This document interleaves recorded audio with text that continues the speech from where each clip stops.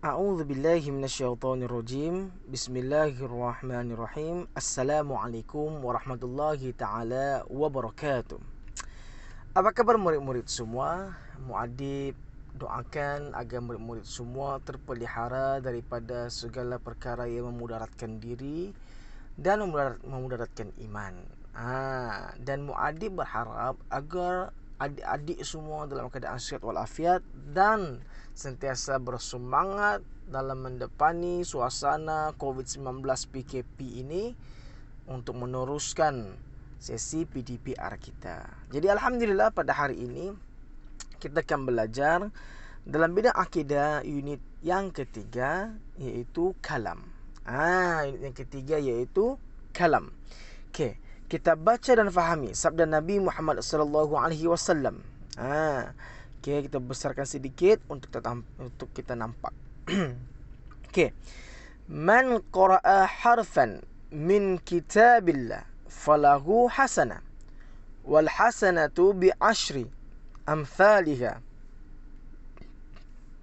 La aqulu alif lam mim harfan walakin alif harfun walam harfun wa mim harfun. Rawahu Tirmizi. Maksudnya, sesiapa yang membaca satu huruf daripada kitab Allah, dia akan memperoleh satu kebaikan. Memperolehi satu kebaikan. Satu kebaikan akan digandakan dengan 10 kali ganda. Bayangkan, satu kebaikan diganda 10 kali.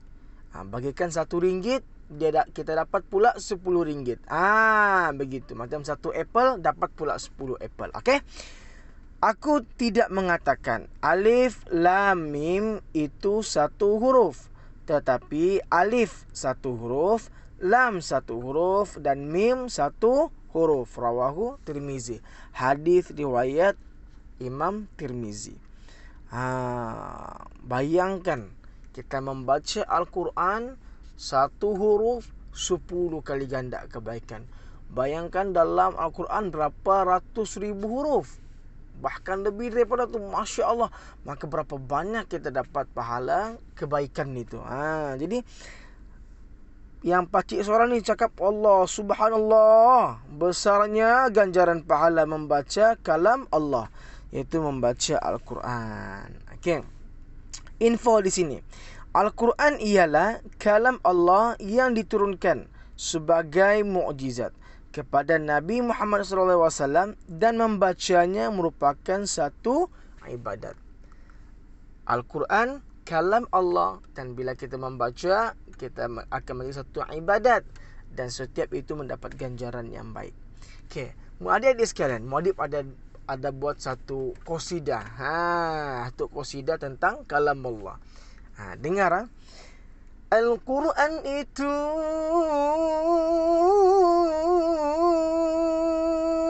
tapi sebelum tu pula, setiap kali muadib berhenti, kamu sebut Allah. Okey, boleh? Okey, kita cuba. Al-Quran itu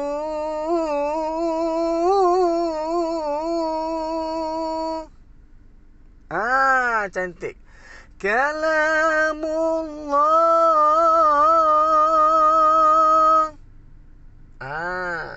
menjadi petunjuk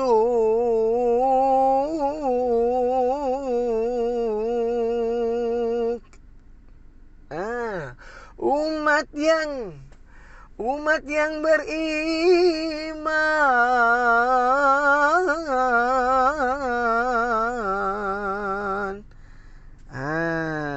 Bagus, cantik. Jadi Al-Quran ini bukan sahaja sebagai kalamullah, tetapi dia menjadi petunjuk kepada orang-orang beriman dan menjadi ibadat kalau kita membacanya. Jadi seterusnya kita pergi ke muka surat yang 83. Okey. Apa dia erti sifat kalam? Erti sifat kalam apa dia? Kita wajib beriman bahawa Allah bersifat kalam. Kita wajib beriman bahawa Allah bersifat kalam. Sifat kalam Allah bererti Allah Maha berkata-kata. Allah Maha berkata-kata. Allah Ta'ala maha berkata-kata tanpa memerlukan alat, bantuan dan perantaraan. Dan cara Allah berkata-kata tidak serupa sama sekali dengan makhluk. Maksudnya di sini adik-adik, Allah berkata-kata tidak seperti manusia, tidak seperti makhluk yang menggunakan mulut untuk berkata-kata. Allah tidak memerlukan mulut, Allah tidak memerlukan alat untuk berkata-kata. Jadi Allah maha berkata-kata. Okey? Dan berkata-kata Allah ini tidak sama dengan manusia, tidak sama dengan makhluk-makhluknya. Maka jangan kita fikir, ya Allah dia ada mulut kah? Tidak. Allah ni ada ni kah? Tidak. Okey? Allah tidak ada mulut seperti mana makhluk, dan tapi Allah ini mempunyai sifat maha berkata-kata. Okey. Dalil nakli. Kita baca dalil nakli firman Allah Subhanahu wa taala, A'udzu billahi minasyaitonir rajim. Wa kallamallahu Musa taklima. Surah An-Nisa ayat 164.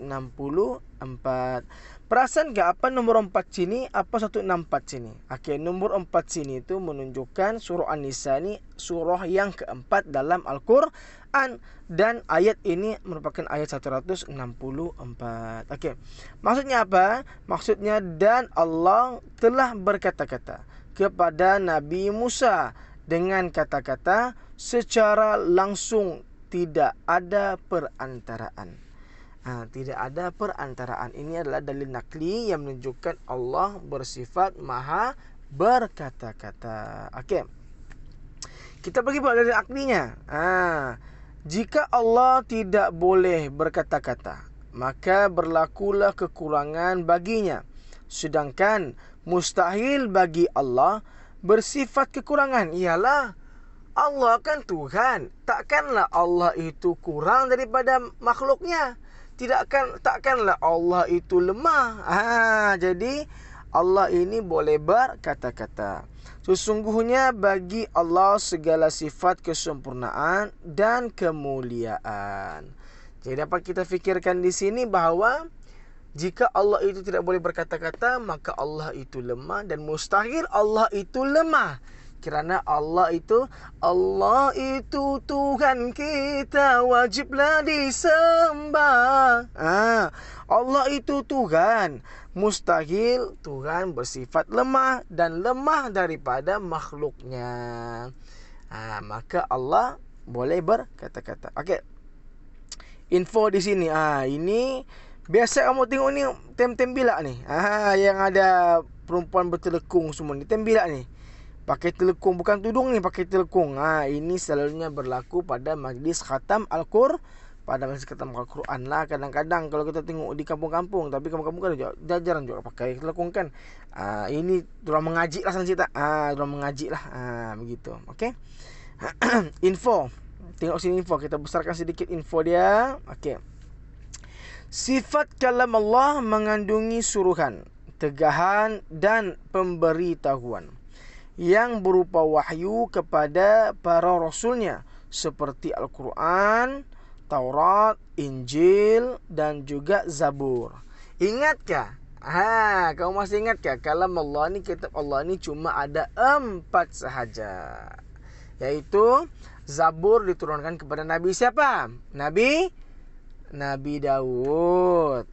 Taurat kepada Nabi Musa. Injil kepada Nabi Isa, dan Al-Quran kepada Nabi Muhammad sallallahu alaihi wasallam, yang mana tidak ada lagi nabi selepas Nabi Muhammad dan tidak ada lagi kitab selepas Al-Quran.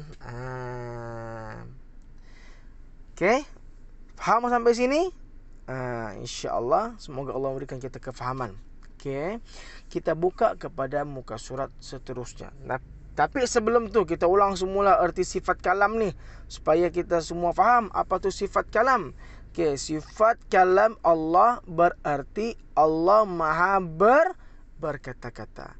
Dan Allah Ta'ala Maha berkata-kata tanpa memerlukan alat, bantuan dan perantaraan. Dan cara Allah berkata-kata tidak serupa sama sekali dengan makhluk. Jadi jangan samakan Allah dengan makhluk. Jangan samakan dengan makhluk. Okey. Seterusnya. Seterusnya. Kita tengok sini. Wah, ada kisah. Kan? Kita tengok sini. Okey. Kita tengok Nabi Musa AS bercakap dengan Allah. Nabi Musa AS bercakap dengan Allah. Okey. Kita baca. Teliti dan fahami. Assalamualaikum warahmatullahi wabarakatuh. Nabi Musa AS junjungan mulia membawa risalah Islam bergema. Menentang Fir'aun bongkak derhaka, berkata-kata dengan Allah, mukjizat dikurnia. Kawan-kawan yang dihormati, begitu. Dia ini tengah bercerita nih, dengar. Nabi Musa alaihissalam diutuskan Allah untuk memimpin Bani Israel ke jalan yang benar. Nabi Musa alaihissalam ialah Nabi yang boleh bercakap terus dengan Allah. Dalam Al-Quran ada menceritakan tentang mukjizat Nabi Musa alaihissalam seperti dalam surah Toha ayat 11 hingga 15. Firman Allah Ta'ala yang bermaksud, maka apabila ia sampai ke tempat api itu, kedengaran ia disuruh, wahai Musa, sesungguhnya aku Tuhanmu, bukalah kasutmu. Kerana engkau sekarang berada di lembah tua yang suci. Aku telah memilihmu menjadi Rasul. Okay. Dengarlah apa yang diwahyukan kepadamu. Sesungguhnya akulah Allah. Kita besarkan sedikit. Okay. Tiada Tuhan melainkan aku. Oleh itu sembahlah aku dan dirikanlah solat untuk mengingatiku. Firman Allah Ta'ala lagi, sesungguhnya hari kiamat itu tetap akan datang. Aku sembunyikan masa datangnya supaya tiap-tiap diri dibalas dengan apa yang diusahakan. Tiap-tiap diri dibalas dengan apa yang diusahakan. Kawan-kawan yang dihormati Allah sekalian, begitulah mukjizat Nabi Musa alaihissalam yang dapat berkata-kata dengan Allah. Oleh itu kita wajib beriman bahawa Allah bersifat kalam dengan meyakini Allah maha berkata-kata dan kata-kata Allah berbeza daripada makhluknya serta tidak memerlukan alat dan perantaraan. Dia ini bercakap begitulah. Okay? Maka kita wajib beriman bahawa Allah bersifat kalam dengan meyakini Allah maha berkata-kata dan kata-kata Allah berbeza daripada makhluknya serta tidak memerlukan alat dan perantaraan. Apabila kita beriman dengan sifat kalam Allah, banyak kesannya dalam kehidupan kita, iaitu mengakui kebesaran dan keagungan Allah. Yang kedua, menjadikan Al-Quran sebagai pegangan dalam kehidupan. Dan yang ketiga, beramal dengan segala perintah Allah dan meninggalkan segala larangannya. Dan yang terakhir, dikasihi dan dirahmati Allah Subhanahu wa Ta'ala. Sekian. Wassalamualaikum warahmatullahi wabarakatuh. Itulah dia apa yang disebutkan kisah berkaitan tentang Nabi Musa alaihissalam yang berkata-kata dengan Allah. Dan di sini juga diterangkan kesan kita meyakini, kesan kita mengimani Allah bersifat berkat kalam ini ada 4, iaitu mengakui kebesaran dan keagungan Allah, menjadikan Al-Quran sebagai pegangan dalam kehidupan, beramal dengan segala perintah Allah dan meninggalkan segala larangannya, dan yang terakhir dikasihi dan dirahmati Allah Subhanahu wa Ta'ala. Okey, mula-mula sampai sini boleh ikut, boleh difahami insya-Allah. Jangan risau, video ni boleh diulang-ulang, okey? Boleh diulang-ulang. Rumusan. Kalam Allah tidak dapat dijangkau oleh akal fikiran manusia. Kita wajib beriman dengan sifat kalam Allah dan mentaati perintah Allah serta meninggalkan larangannya. Inilah rumusannya. Ingat, ini rumusannya. Kita wajib beriman dengan sifat kalam Allah dan mentaati perintah Allah dan menjauhi ataupun meninggalkan segala yang dilarang oleh Allah. Okey. Kita pergi sebelah pula. Okey.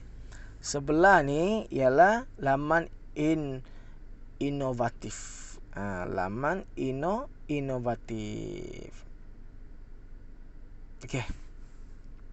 Tengok sini apa yang dia suruh ni.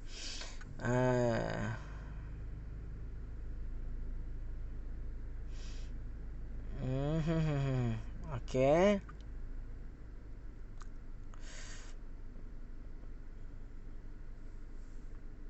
Alright.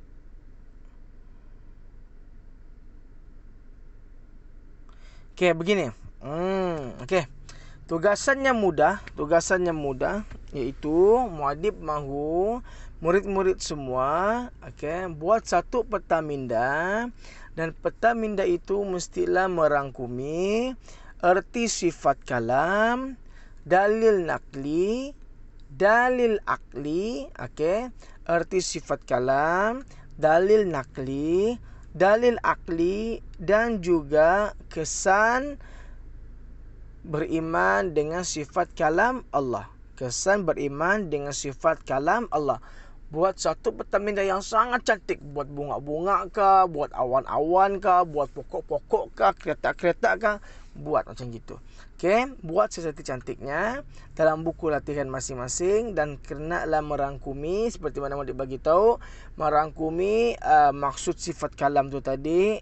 Yang ini erti sifat kalam, dalil naklinya, dalil aklinya, dan yang terakhir letakkan juga kesan beriman dengan sifat kalam Allah dalam kehidupan. Boleh? InsyaAllah lepas habis PDPR lepas habis PKP nanti dapat peluang bersemuka, bolehlah kita hantar dengan guru-guru yang mengajar adik-adik semua, dan yang belajar dengan muadib hantar dengan muadib. Begitu. Dan untuk itu kita sudahi sesi PDPR kita pada hari ini dengan lafaz yang mulia. Assalamualaikum warahmatullahi ta'ala wabarakatuh. Semoga Allah memberikan adik-adik semua dan kita semua kefahaman dalam memahami agama kita dan beramal dengan apa yang kita fahami. InsyaAllah. Assalamualaikum.